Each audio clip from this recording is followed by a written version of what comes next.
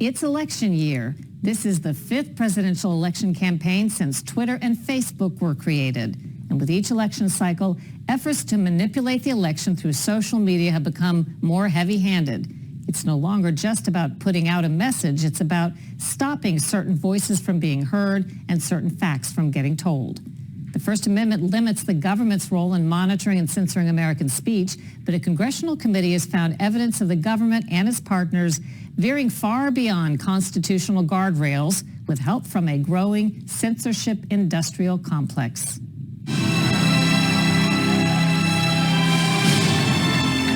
After Donald Trump's victory in 2016, government-driven efforts to police free speech on the internet reached new heights.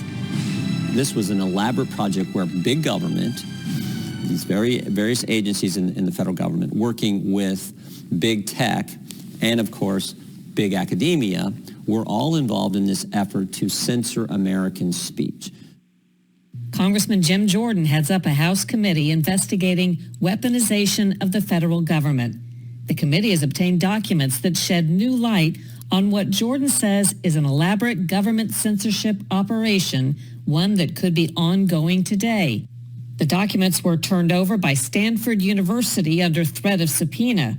They allegedly show the government partnering with academics and social media companies to censor, silence, and controversialize certain voices. It was political figures, it was journalists, it was people with big reach online. So that was the effort, but they initially said there was nothing there. So you might be referring to the Election Integrity Partnership, yep. EIP. If I gather correctly, they're basically a middleman that was created by and used by the government in this massive effort to kind of surveil and censor. Yep. The Election Integrity Partnership was spun up at Stanford University 100 days before the 2020 election. It promotes itself as a nonpartisan coalition. Subpoenaed records show it was much more. It was created at the request of the Department of Homeland Security under President Trump. But the Election Integrity Partnership wasn't on Trump's side. Its efforts ultimately undermined his re-election efforts.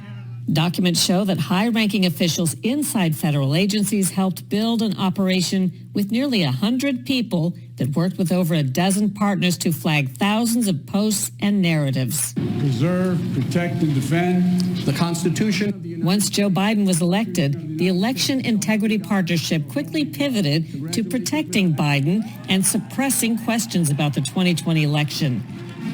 We will not take it anymore, and that's what this is all about. It publicized the January 6th pro-Trump rally and Capitol riots as an insurrection, and it worked to censor information about COVID and vaccine risks.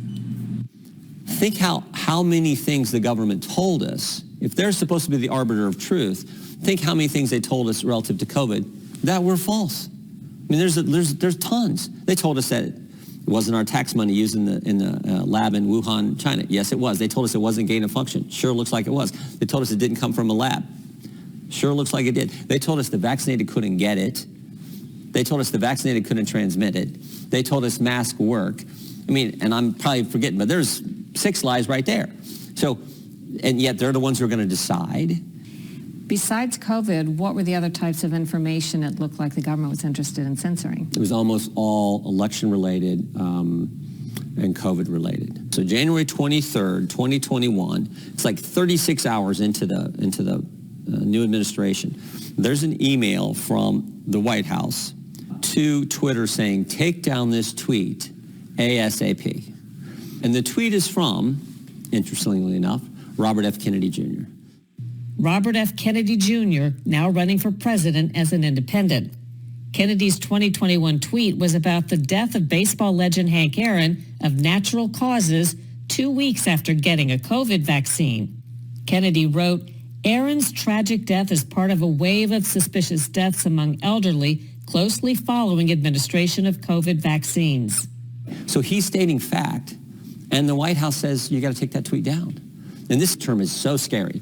It's misinformation, disinformation, malinformation. Malinformation is defined as true, but we don't like the context. We don't like the message it's conveying. Well, holy cow. If that is not a direct assault on the First Amendment, your free speech rights, I don't know what is. But the White House was engaged in that literally 36 hours into this administration.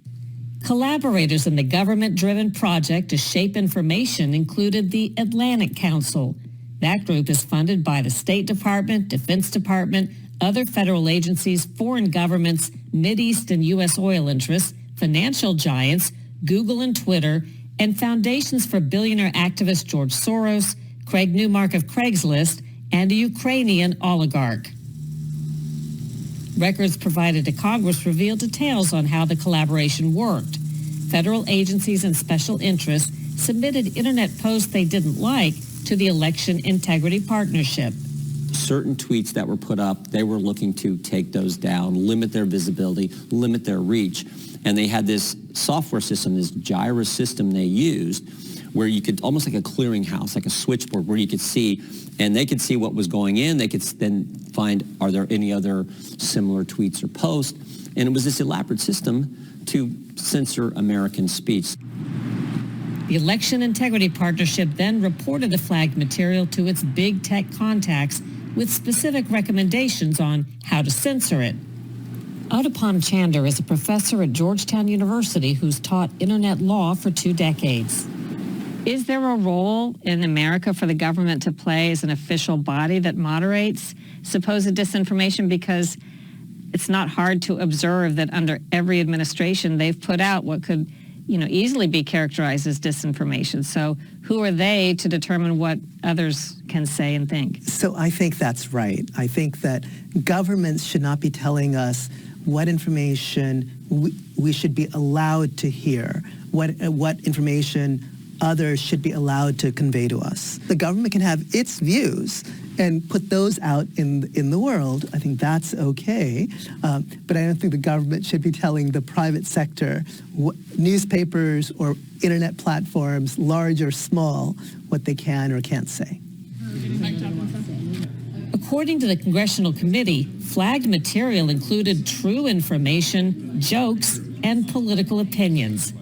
Among the censored, President Trump, the news satire website The Babylon Bee, Republicans Tom Tillis, Mike Huckabee, Tom Massey, Marjorie Taylor Greene, Harmeet Dillon, and conservative-leaning news outlets, reporters, and commentators.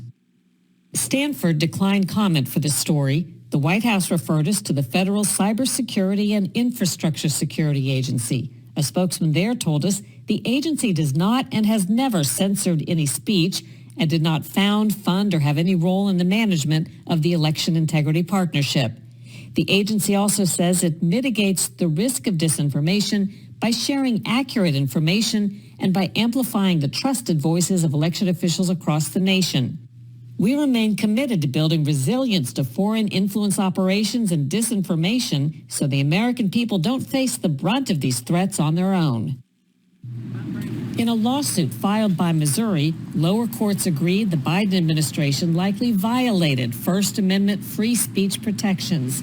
Judges barred certain federal officials from continuing to press for censorship on social media while the case heads to trial. But the Supreme Court lifted the temporary restrictions.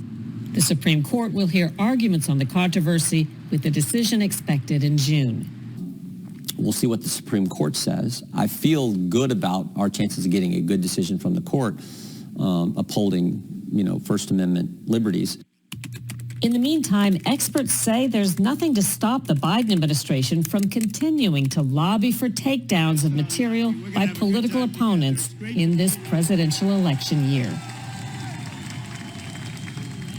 By the way, government agencies initially justified their censorship efforts by saying they have to look out for foreigners attempting to undermine American elections. But it's worth noting that after all the talk of Russia in the 2016 election, a study by the New York University Center for Social Media and Politics and other analyses concluded Russian misinformation had no measurable impact.